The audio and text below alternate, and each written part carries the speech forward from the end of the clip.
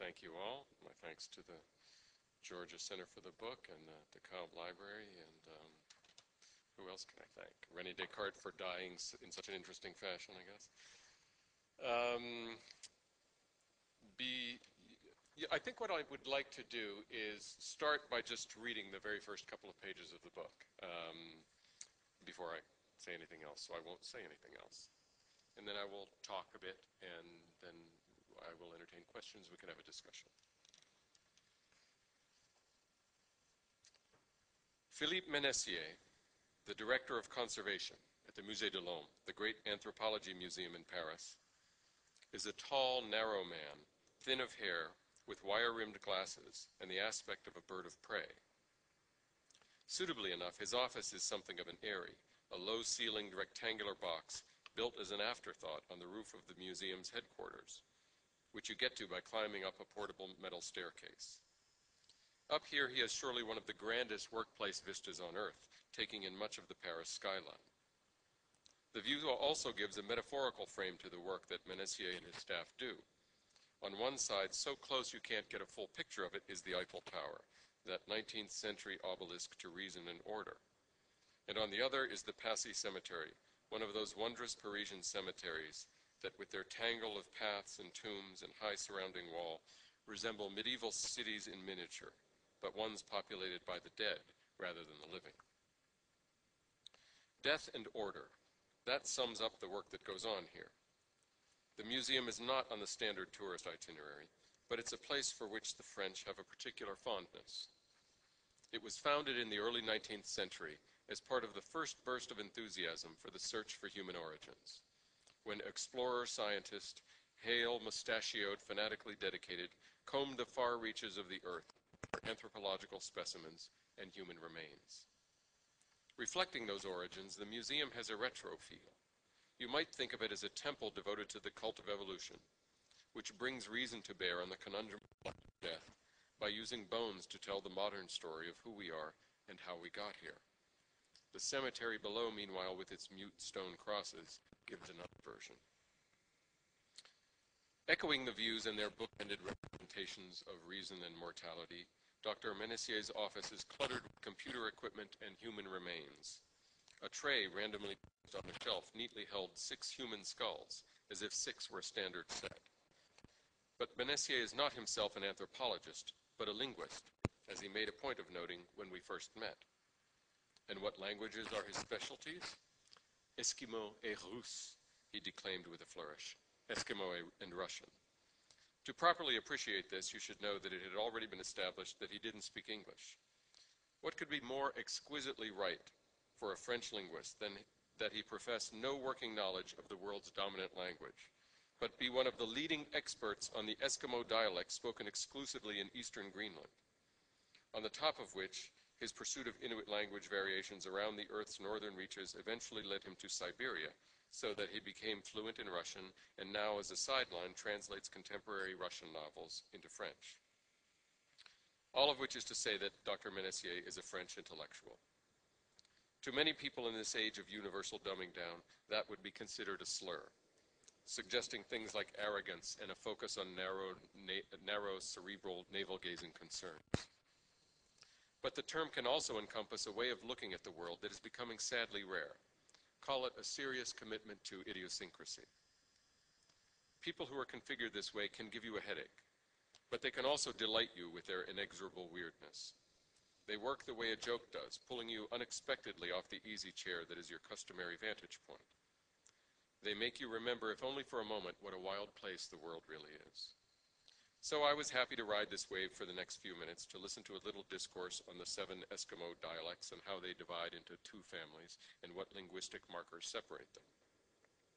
Eventually, we clattered back down the metal staircase to the floor below. Here, 2 women in lab coats sat at a table handling human bones, long leg bones with porous, knobby joints, skulls of a slightly sickening orangey-brown hue. In the next room, we passed a group of maybe 4 dozen complete human skeletons hanging on hooks, with a single gorilla skeleton standing in front of them, like a short, thick sergeant drilling a lanky squadron. As we went back out through the entry, we walked by a bust of Pierre Paul Broca, the 19th century anthropologist and pioneer of brain study. We headed downstairs, passing the main exhibition floor of the museum, with its quaint permanent exhibition, an almost aggressively confident display devoted to human evolution, in which a succession of dramatically lit dioramas hit the milestones in the march of bipedalism. Finally, we could descend no further. The basement was in the process of being remodeled, and the fresh plaster work and exposed bulbs gave it the pleasingly appropriate feel of a catacomb. My host produced a set of keys and opened a storage room door. Once inside, he unlocked a wall cabinet and pulled out a finely polished, curiously elegant wooden box, whose lid was fastened with metal hasps. He unsnapped these. There was a flourish of gauzy paper. Then he reached in and extracted the object I had come to see. It was small, smooth, surprisingly light. The color varied. In places it had been rubbed to a pearly gloss, while other areas were deeply grimed. But mostly it had the look of old parchment. And indeed, it was an object with stories to tell, not only figuratively, but literally. More than 2 centuries ago, someone had written a lofty poem in Latin on its crown, the letters of which were now faded to a watery brown. Another inscription right across the forehead hinted darkly, and in Swedish, of a theft. Tightly scrawled signatures of 3 of the men who had owned it through the ages were faintly visible on the sides. It was the skull of René Descartes, the so-called father of modern philosophy, and one of the more consequential humans who ever lived. Dr. Ménessier set it on the table before me. Voilà le philosophe, he said. So, that is that was my introduction to one of Descartes' bones, to the skull of René Descartes. I came to this topic by means of the last book that I worked on, which was The Island at the Center of the World, which is a book about the Dutch founding of a colony in the New World based on the island of Manhattan. In that book, I argued that based my work on a translation project that's been going on for 30 years at the New York State Library in Albany, arguing that this colony, which has always been thought to be inconsequential, we took Washington Irving's image of it as of these sort of little pudgy pink Dutchmen waddling around with their clay pipes until the English come in and take over and name it New York, and then history really gets going. Rather, the Dutch provinces in the 17th century were a remarkable place. They were, among other things, the place to which a lot of people from elsewhere in Europe came because they were the Low Countries, and it was easy to run to them, and it was easy to invade them. Therefore, there were a lot of immigrants there, and the Dutch in the 17th century had, they invented this notion of tolerance as a kind of social glue. So then when this country founded a colony in the New World, that went with it, and that helped to account for what would become New York's immigrant culture. And then, because New York became what it did, it played a role in America's melting pot. So while working on that book, I focused in particular on a man named Adrian van der Donck, who I consider sort of the unheralded father of New York City, who was responsible for a lot of this. And while researching his life, he trained at Leiden University in the Netherlands in the 1630s, and that was and is the premier university in the Netherlands. And while he was there, Descartes was the reigning intellectual celebrity on campus. And I had studied philosophy in university and encountered Descartes then and knew him through his ideas, through his philosophy. And when I studied philosophy as an undergraduate, it's taught differently at different places, but it was very much taught as kind of a grand conversation or debate where Plato says this and Descartes answers that, and John Dewey or someone says this, never mind that there are centuries in between these things. And when you're 19 years old, and if you're interested in this sort of thing, then that abstraction itself it's kind of fun. It's like a puzzle. But there's also something that you feel missing, and that is, of course, that these are real people whose ideas are coming in real time as a result of conflicts in society and conflicts with other people in their time. So it was interesting and sort of, I guess, a pleasant surprise to encounter Descartes in this real-world historical setting. And so I spent time studying Descartes. While reading a book of 17th century philosophy, I came across the striking fact, that 16 years after he died in 1650, his remains were dug up and people began to take pieces of him. And this stuck with me, and I think that, you know, when you live long enough, you learn to trust your instincts and to trust that if something stays with you, maybe there's something beneath the whatever superficial charm or oddity was in it, and maybe it's worth exploring.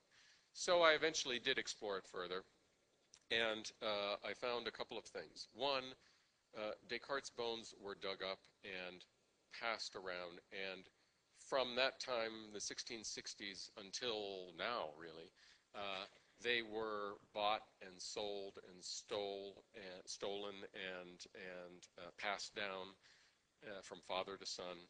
And that is a history. That's certainly a non-standard history. But of course, Descartes, as the father of modern philosophy, means something in himself and meant something to people. And so that Descartes' bones, the small story of Descartes' bones, reflects a much larger story, Descartes' metaphorical bones, the remains of Descartes that are in the world around us, because he is one of the people who helped create the modern world and the structure of the modern mind. So that then was the thing that appealed to me, this idea that I'm not the sort of writer who will ever write the 5-volume history of the American Civil War or something like that. I want to find a different kind of route, a different path. And to me, that's what this seemed like. It seemed like this very serpentine, exotic path that might reflect on other larger themes. The challenge, in narrative terms, I understood from the beginning. I think right in the beginning I thought I could write a book and call it Descartes' Bones. And I thought, using myself as the reader, I thought, all right, if I walked into a bookshop and saw a book called Descartes' Bones, I would pick it up. Maybe many people wouldn't, but I would pick this book up. And if it were 800 pages long, I would pick it up and I'd read the back cover and then I'd set it back down.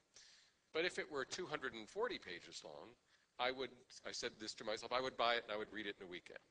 So finding that balance between the small story, which in itself, of course, is completely unimportant. Who cares about bones if there's not some significance attached to them?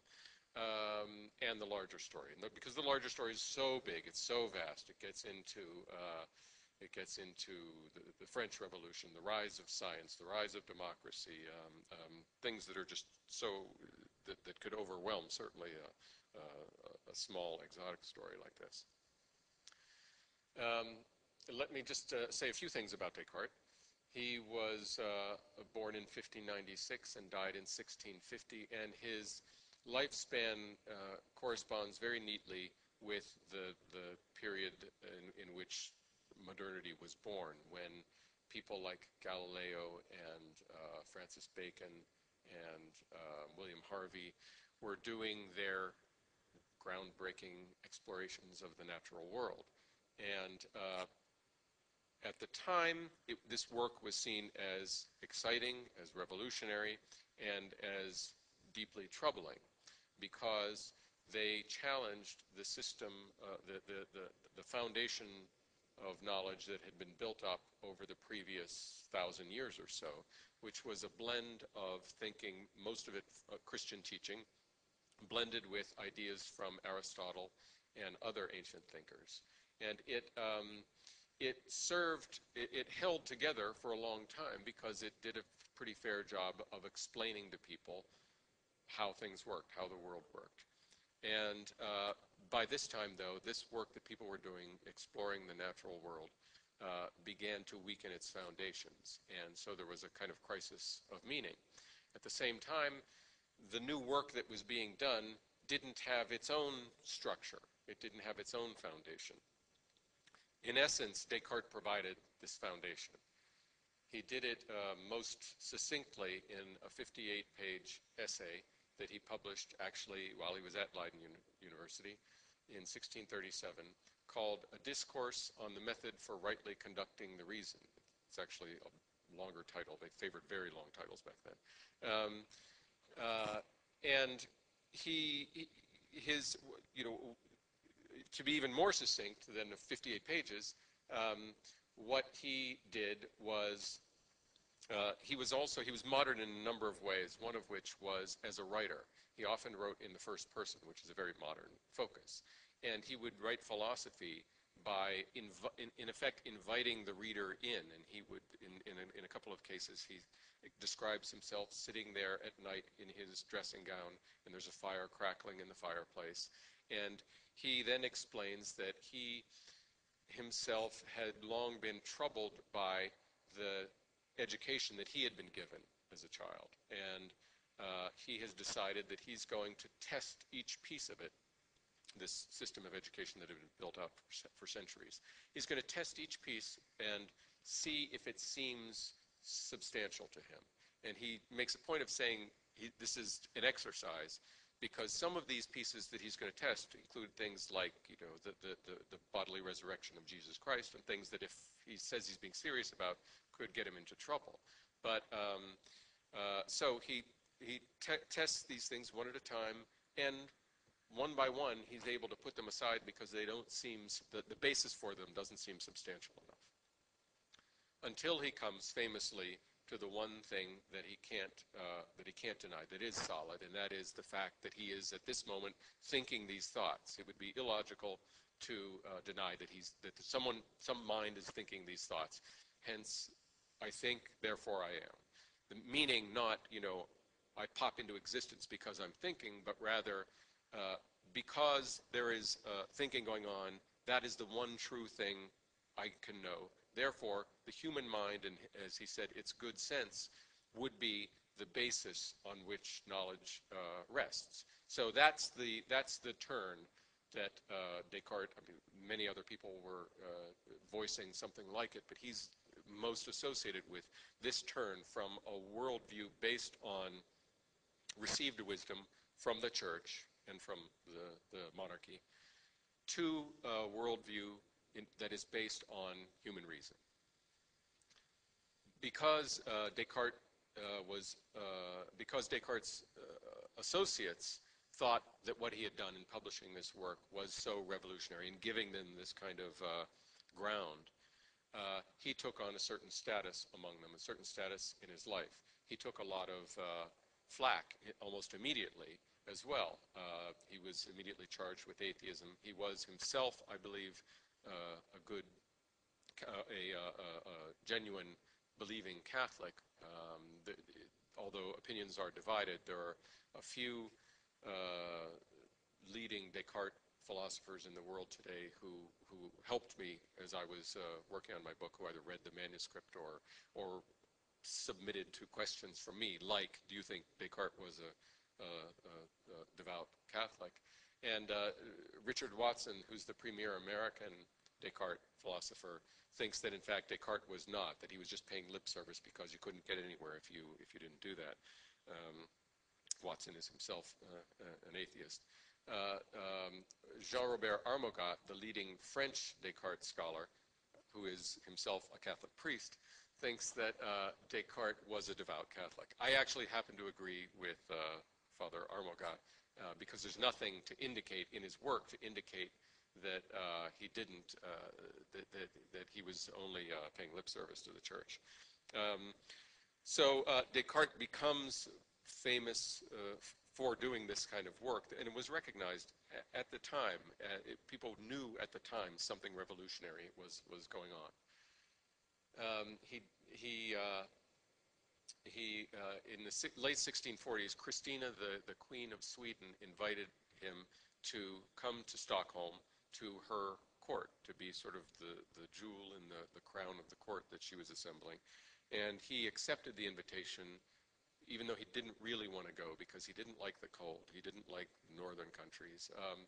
But he was tired of being hounded in other parts of Europe, so he decided he would take a break and do that. He didn't like the cold. He also hated getting up early in the morning. So he arrived there in the winter, and she insisted that he come to the palace every morning at 5 in the morning to give philosophy lessons. He did that for a little while, got pneumonia, and died. And this was a problem,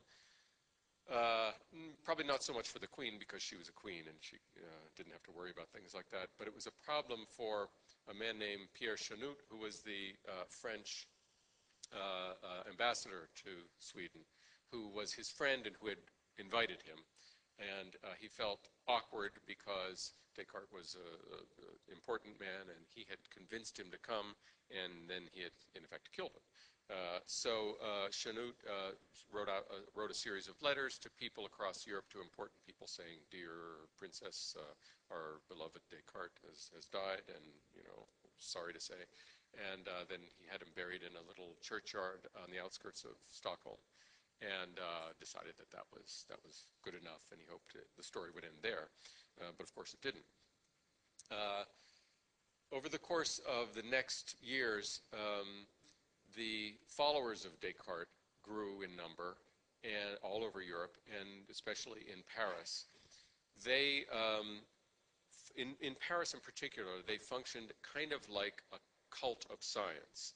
They were a bit like the Christians in the catacombs in ancient Rome, in that they were at times persecuted. Some of them were members of the important people in the church or the government, and sometimes they didn't admit that they were also Cartesians. They were trying to win legitimacy for what we would call science. They called it the New Philosophy, or Cartesianism. And they hit on an idea that was to have Descartes' bones disinterred and brought to Paris.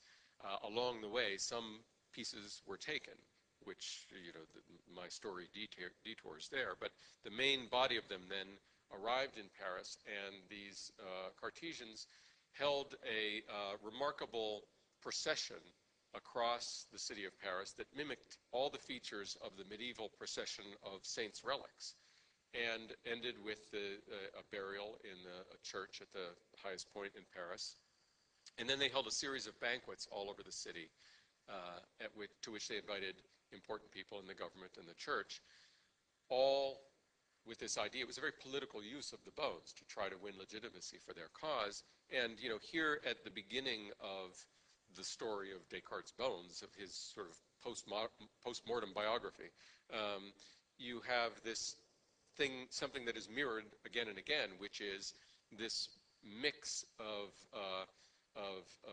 church and secular uses, so that all the trappings of the Catholic Church are put in the service of a kind of religion of secularism, as it would become. So that's the first use to which they were put. Actually, there was one right before that. The man who was charged with digging up the bones in Sweden, he was a knight of Malta. He was a Christian warrior, and he regarded Descartes and his work very highly, but he asked the Catholic Church for permission to take a bone, the right index finger bone, as a religious relic. And he did this because, to someone like him, anyone who was investigating into the heart of nature was doing a spiritual undertaking.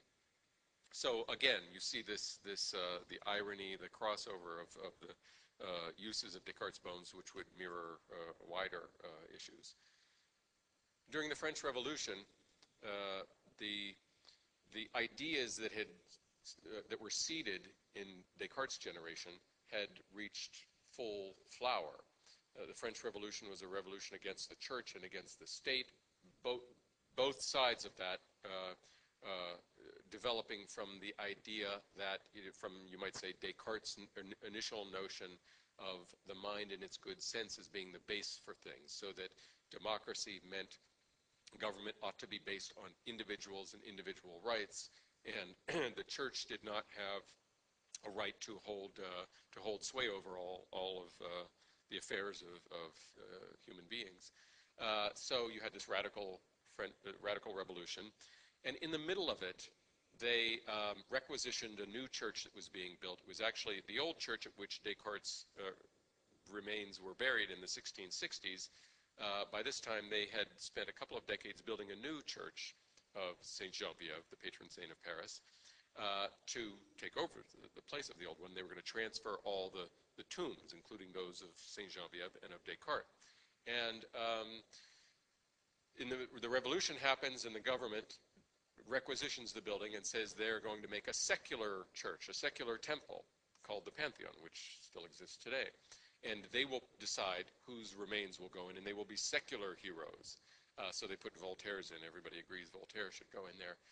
And then they stop and have a debate about Descartes. And it lasts days. And reading the records of the revolutionary government, it's remarkable that while chaos is raging in the streets, these men are sitting and debating. They go back and they talk about what Descartes did 150, 160 years earlier. What he did and the development from that point to their point. So in effect, they sort of stop history and ponder their own place in it. And they decide to put Descartes' bones in the Pantheon, but it never happens because almost immediately the reign of terror breaks out, and a number of the people who had just voted on that soon had their heads cut off, and history took another turn. So I won't go through all of these, but in terms of structuring a narrative, it becomes a series of stories of people who in different periods in time. In the 19th century, it's really about sciences are proliferating, and the science of comparative anatomy and brain science are beginning to develop, and Descartes' skull plays a part then as well. It comes right up to the 20th century. In the year 2000, the National Science Museum in Tokyo decided to put on an elaborate, a great exhibition of the face, they called it, in which it would be radically multidisciplinary, and they would approach the human face from every scientific perspective they could, every artistic perspective. They showed movies and pictures and Greta Garbo and Mona Lisa and just thousands of images and so on. And the curator of the museum was in Paris at the Musée de l'Homme, and Philippe Ménessier was showing him around and happened to mention to him that he had the skull of Descartes, and Dr. Baba is his name, thought, hold everything, because he had been searching for something that would serve as an introduction to the whole exhibit.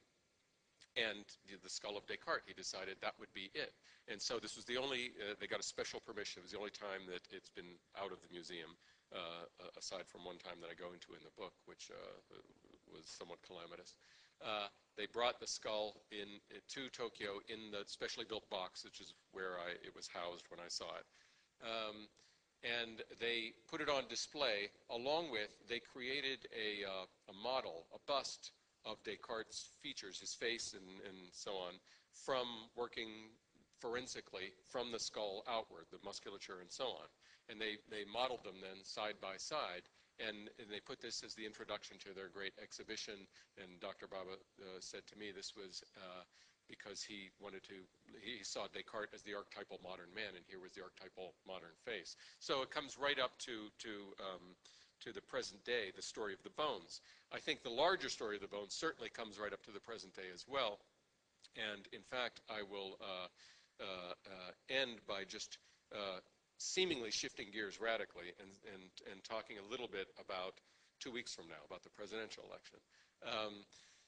I think that one reason this election, so many people are looking forward to this election, is that, and I'm not talking Democrat versus Republican here, I just mean people are longing for this kind of change, is because the years of the Bush presidency have coincided with the rise of fundamentalisms, of Christian fundamentalism, Muslim fundamentalism, secular fundamentalism, and there's been a spate of books by people like Richard Dawkins and Christopher Hitchens, basically arguing, saying since 9/11, look what these religious people are doing, and we ought to have learned by now that religion is, as Hitchens says, part of the infancy of our species, and in the past couple of centuries of the modern era, we've moved past that. So secular fundamentalism as well, and I think there's a natural tendency to think that those fundamentalisms have been at war with each other since Descartes' time, and they have, but the history of Descartes' Bones, I mean the larger history, shows something else. And here in the book I'm relying on the work of the historian Jonathan Israel, who says that it wasn't the case that you had this religious worldview and then Descartes and others happened and suddenly you had a competing secular worldview. There was kind of a third way as well, which Jonathan Israel refers to as two enlightenments, a radical enlightenment and a moderate enlightenment. The radical enlightenment said, as someone like Christopher Hitchens says today, religion is the old way, we should bury it. The modern enlightenment more or less assumes or takes it as part of its creed that reason's job includes trying to find a way to incorporate the irrational, to incorporate religion and art and things that are beyond what the rational instrument of the mind can comprehend.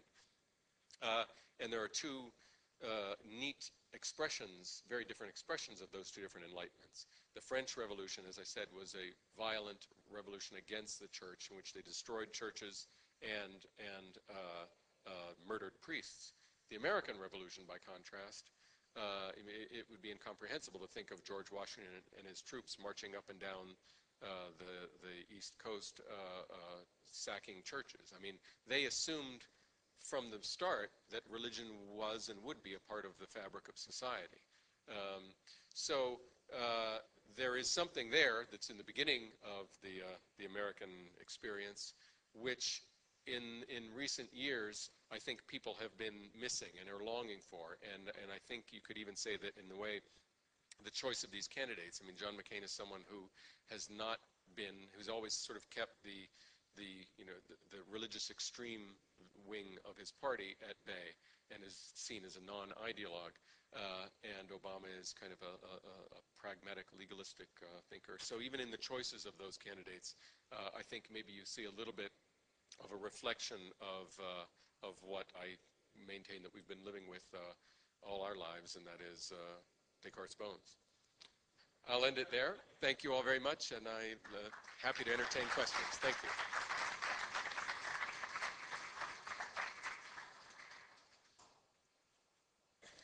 Yes, ma'am.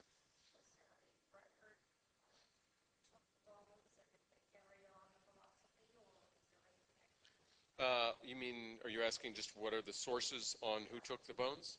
Yeah, and it's not a neat, I mean, as a researcher, it's not like you can go to one place and here are all the records of who took Descartes' bones. It's kind of a mess, and it's all over the place. And so it's an interesting puzzle to try to sort it out.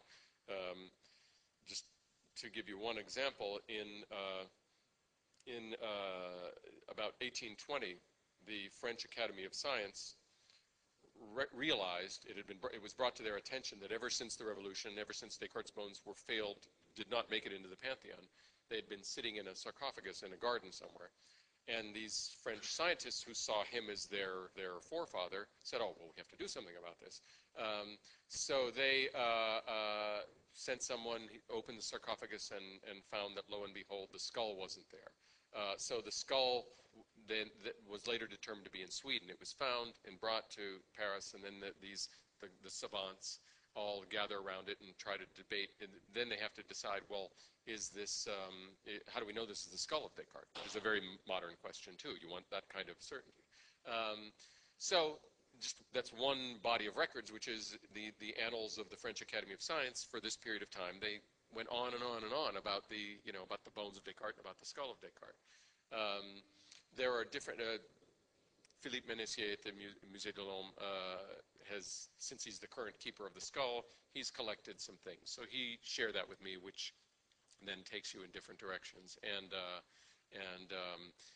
it occurred to me at one point that I should ask him, are there any other people like me who can come around and ask you who are curious about this?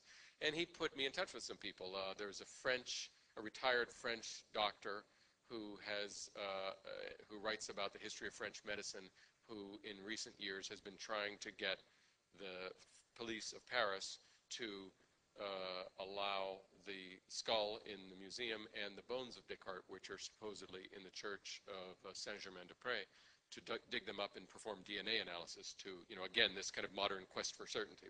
This is our cutting edge tool. So there are all over the place is where the records are. Yes.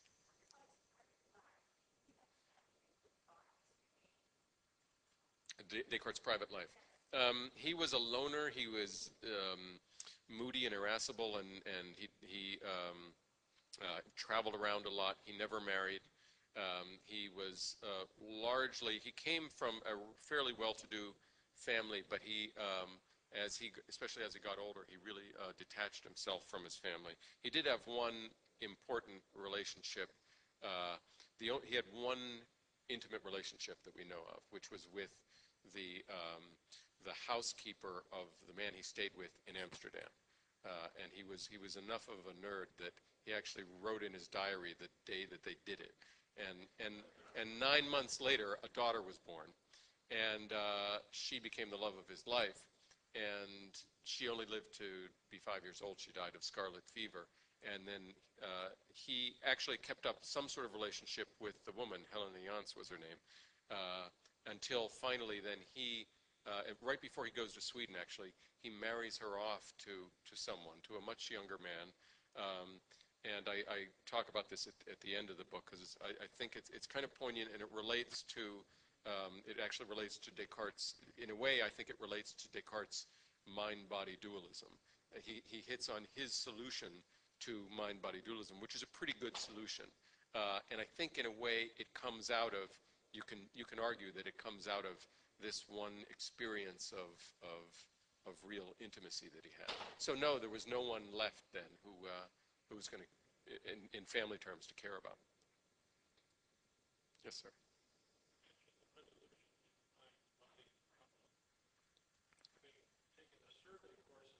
Mm-hmm. Mm-hmm. Mm-hmm.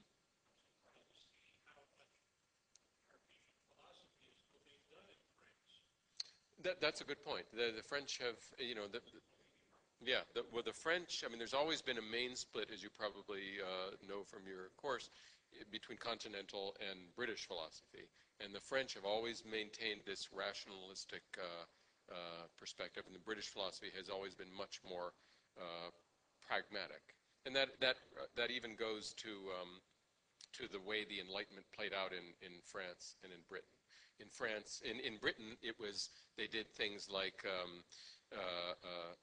invented tools and invented new types of ways of glazing porcelain and things like that, and new industries. Where in French, they did things like found the Academy of Science and decide we will divide all knowledge into different categories. And so it's a different style.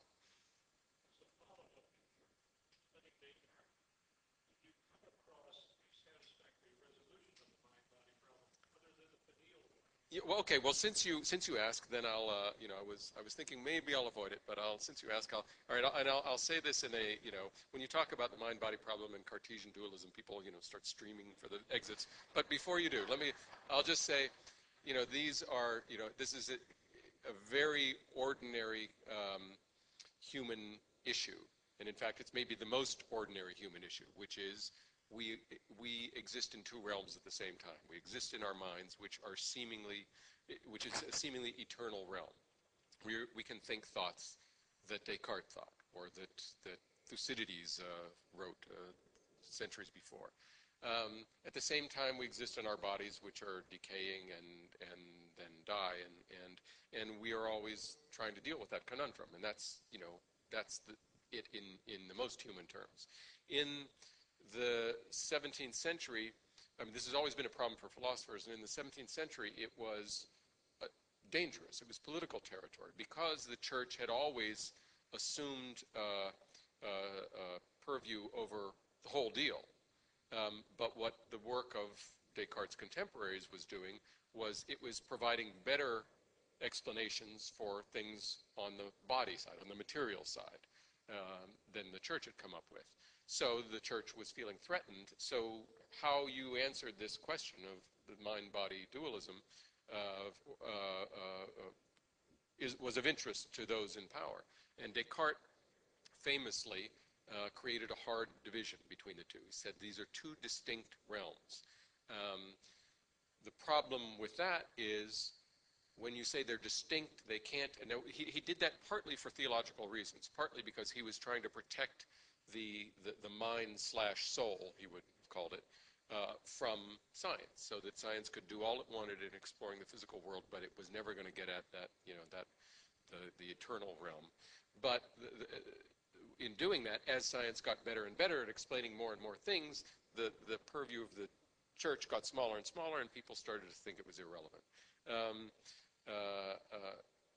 As soon as Descartes hit on this idea, he had to come up with a solution. There has to be some way that these two things are mediated, because I feel thirst. That's a physical thing. I've got an idea, a picture in my head of the water.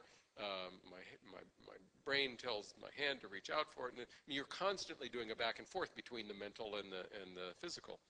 So they do interact somehow. And the pineal gland was his very unsatisfactory explanation that there's this gland in the brain, and because it's the only part he could find that wasn't symmetrical, it therefore must be the place at which mind and body connect. But immediately you see the problem is, if mind and body are truly distinct, but you've got a part of the body that's the place that they're mediated, well, how did they mediate it there? You just pushed the problem into a different drawer. But in talking about his daughter, I was alluding to what a different solution he came up with, which I think is as good as most others.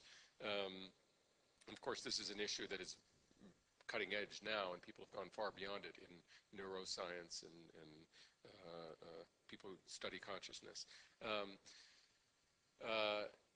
His notion, and this came about right at the end of his life, after his child died, and his last book was called The Passions of the Soul, which is a very flamboyant sounding title for a hardcore philosopher. And passions meant emotions in the 17th century.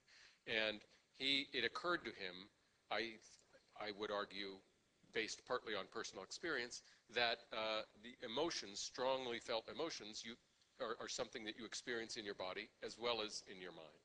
And he said, well, maybe this kind of problem maybe our minds are set up so that we can't really solve this problem. Maybe it's beyond us. But the emotions do seem to be kind of a bridge that goes around, a clamp that goes around both of those, both mind and body, so that in effect heart becomes the mediator between mind and body. And psychology, a lot of mind-body medicine today, a lot of it has moved in that direction. So I think he was a little bit prescient in that. Yes?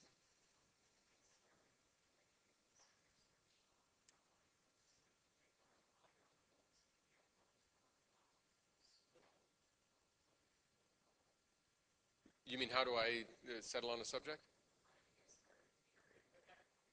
With my career? I'm drawing a blank there. It's in the distant past. No, I'm a generalist, and I follow things that I think are interesting, and then usually sometime after, I see, something to do with my background or whatever. My first book was called Gospel Truth, and it was about the search for the historical Jesus.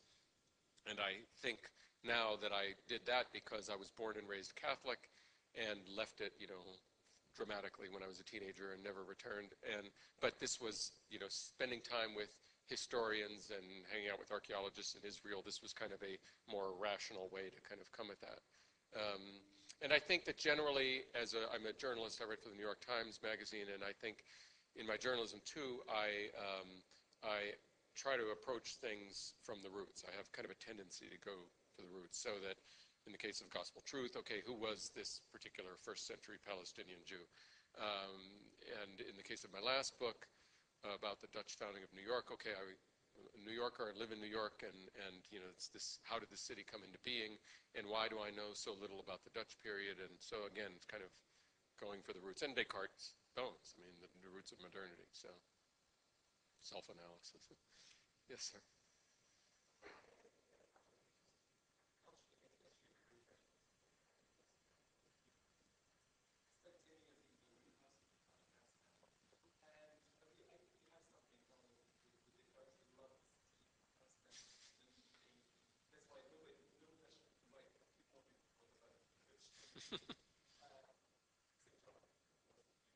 Sure.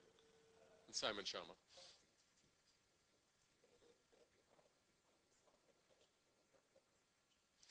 No, I think he would have defined himself as a Frenchman. I don't think he was. I don't think he considered himself Dutch at all. I think he was there out of convenience, and because he had a lot of patrons there who would put him up in, on a villa in their estate, and entertain his, craziness and that sort of thing. He had fun. He said many times in his writing he had fondness particularly for Amsterdam, but it was mostly because of the anonymity. People would walk by and not bother him and things like that. So he had respect for it, and he could publish there. The remarkable statistic that I uncovered when working on my last book, the estimate that in the course of the 17th century, half of all books that were published in the world were published in the Netherlands. I mean, they were enormously literate people focused on the books and book culture. And as you know, I mean, the publishers there, I mean, the intensity of interest and work that goes into books that, you're looking at it, you're thinking, this is going to sell like 50 copies, but they don't care. They are passionate about it, and they want to do it. So yeah, I think he considered himself French. Well, thank you all very much. Oh, yes. Yeah. Yeah.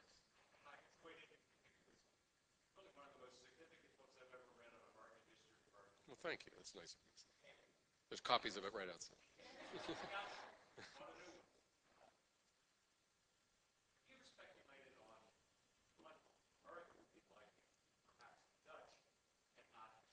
Yeah, I try to resist those sorts of speculations, but I mean, certainly it would be a very different place, and probably the language I'm speaking right now would be different for one thing. I think it was, my conclusion is that it was very fortunate for New York and for America that the Dutch had this colony at a time when they were at the height of their empire, and then the British took over at the time when their empire was on the ascent, and for a significant period of time, that colony was, and Manhattan in particular, was a node on the global empire, on these two global empires. The Dutch ships and British ships were coming in there all the time. So I think America benefited from that. But what would have happened if it had remained Dutch? Maybe there would have ultimately have been a war because they were, the English were encroaching on both sides, from New England and from Virginia. So, yes. Kind of made my mind go in a strange way here because you're talking about bones. Everywhere you go in Europe, the relics are all in the Mm-hmm. churches and things like that. Here in the United States, we have kind of controversy going on where all the Native Americans, the Indians, are suing to bring the bones of their Indian ancestors out of the museums. Mm-hmm. Mm-hmm. Did ever come to that idea? It's been a while. Well, I'm thinking about it now for the first time. Yeah, no, I mean, We don't have to say that because we have relics out. well, but no, I mean, there is some of that. Just for, if this addresses what you're talking about, the Musée de l'Homme used to have the skull of Descartes on display, but then it was felt to be unseemly because it was for those reasons. So instead, they keep it kind of in the basement, because they feel a little, it's one thing to have, skulls of Cro-Magnon and things like that, but I guess they feel that, there are Descartes alive today. There are members of the family, and so they feel something of that. Mm-hmm. Yeah, well, the veneration of relics, I mean, that is a huge, as I said, the veneration of relics is something that was being riffed on with the bones of Descartes. They were adopting that same practice, but venerating them in a different way. And how they venerated them speaks to this conflict or confusion or divide over the terrain of faith and reason, which to me is kind of the essence of the whole thing. This thing that we're still living with. Thank you all very much.